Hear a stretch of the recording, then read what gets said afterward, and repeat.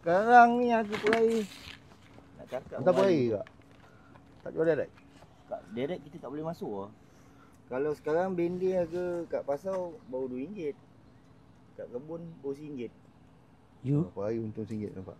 Tak cakap kau. Kita yang tanam teruk. Bila kau tanya pasal bangla ni memang ada man. Iya dia kartel. Kau tahulah. Tapi memang betul. Betul. Dia Diorang sekarang kata. ni isu dia tu, masalah dia lambatkan kebun bangla ni tu. Yes. Oh. Dia main harga. Yang menyebabkan kebun-kebun kecil macam saya ni lah, kita pun terpaksa ikut juga harga dia.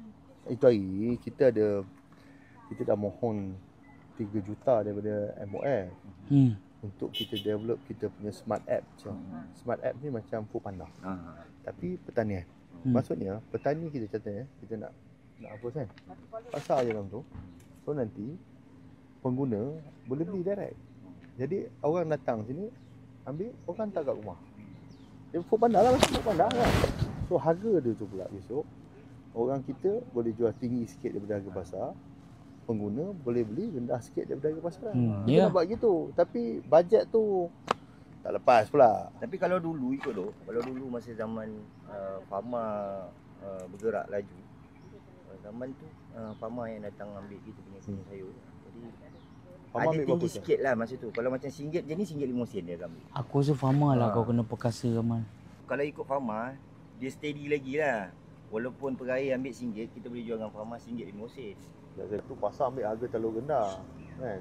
Sekarang tu saya nak tanya farmer kalau boleh, kalau okey, farmer ambil kan orang ni kalau harga dia lebih tinggi sikit daripada harga pasar. Pasar ambil tak logik lah, pasar ambil harga kadang-kadang RM1. Mana orang ni nak makan ni? Check nanti. Nanti begitu saya berapa?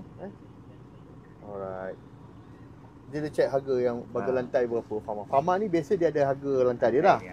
Jadi kalau ada lebih elok tu ambil lah. Saya minta farmer datang ambil. Boleh. Boleh. Daripada RM1. Dulu kita pernah tanam, Hospital Melaka pernah datang ambil. Dia punya kontraktor dia, kita masak dia tu, kita ambil. Lepas tu dia dah tak dapat kontrak, dah kontrak baru, jadi dah tak ada orang ambil. Dulu kita memang supply Hospital Dengan sini tau. Kita boleh deal tau. Ni dengan Marah. Marah Diorang kan ada MSM ada ni, dengan sekolah-sekolah ni. Jadi antara perjanjian kontraktor kantin dia tu dengan dia kena ambil local product. Dia mesti ambil local product. Local product tu dia deal lah dekat sini. Kalau kat Sungai Udang ambil orang Sungai Udang punya. Kan bendi ambil kat sini. Diorang pun makan sebab diorang nak beli pun kena pergi pasar. Berapa pergi pasar jauh baik ambil kat sini. Betul. Boleh lah. Maksudnya kita boleh cakap dengan Marah juga. Nanti kita boleh cakap dengan Marah kan. Jadi at least dia win-win situation. Kita dapat jual tinggi sikit. Instead diorang beli RM2 betul. Kita jual RM1 kan.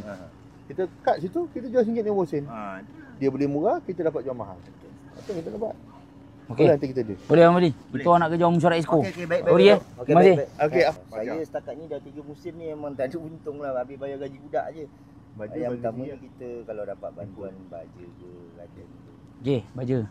Kameran boleh bagi sebelum permohonan ni, kameran cuba bagi baja ihsan dulu. Okey. Boleh? Nanti saya cakap. Patut air ni.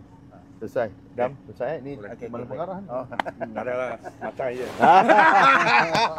Okey Abang Madi. Okey, Nanti orang hantar baja Kita bantulah mana yang boleh.